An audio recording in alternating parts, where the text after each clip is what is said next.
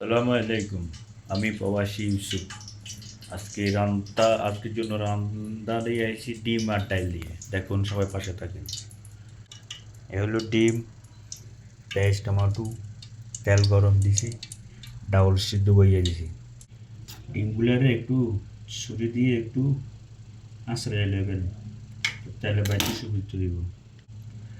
ডালকে একটু হলুদ মরিচ দিয়ে ডিমগুলারে মাখা নেবে। এখন ডিমগুলা তেলের সাথে ভাজি নেব।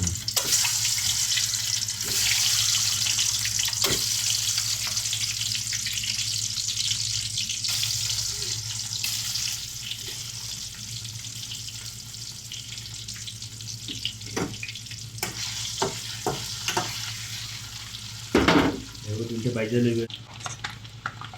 আমাদের ডিমগুলো একটু হালকা একটু ভাজি নেবেন, তাহলে আমাদের ডিম ভাজা শেষ। আমরা ডিমটা উঠালাম।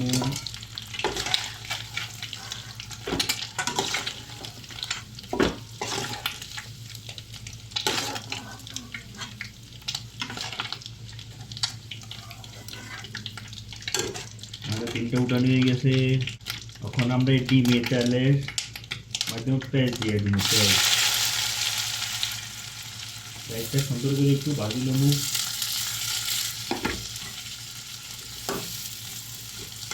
আগে একটু লবণ দিয়ে দিবেন, তাড়াতাড়ি ভাজি হয়ে দিব।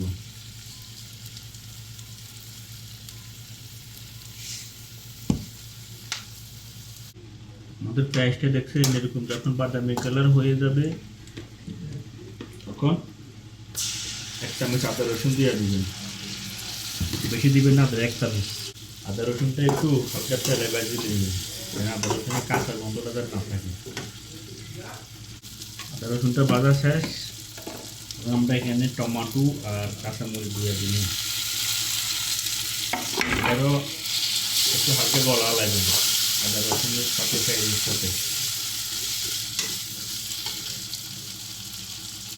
তখন এর মধ্যে মশলা করুন। মরিচের গুঁড়ো আধা চামচ থেকে কম, হলুদের গুঁড়ো আধা চামচ, মিক্স মশলা আধা চামচ,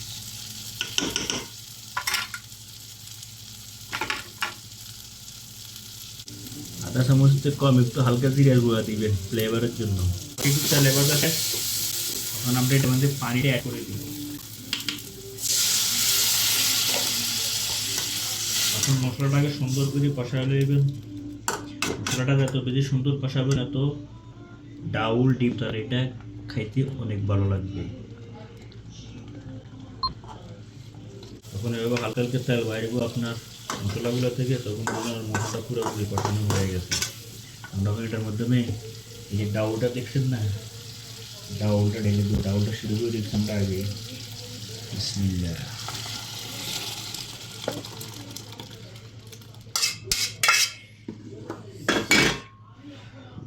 দেখছেন, ডাউলটা ঢালে দিয়েছি।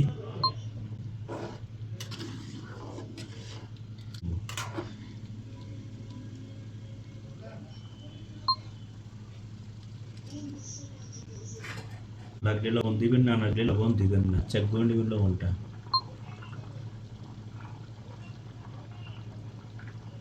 ডাউলে বেশি লবণ দিলে আবার কট হয়ে করে।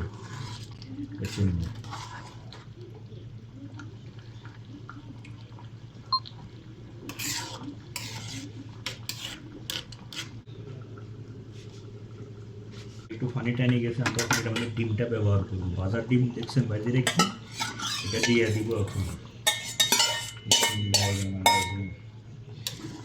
5 মিনিট পরে আমরা আবার দেখব ডিমটা। 5 মিনিট ডাউলের সাথে হোক, বলে আমরা দেখব থাকেন সাথে।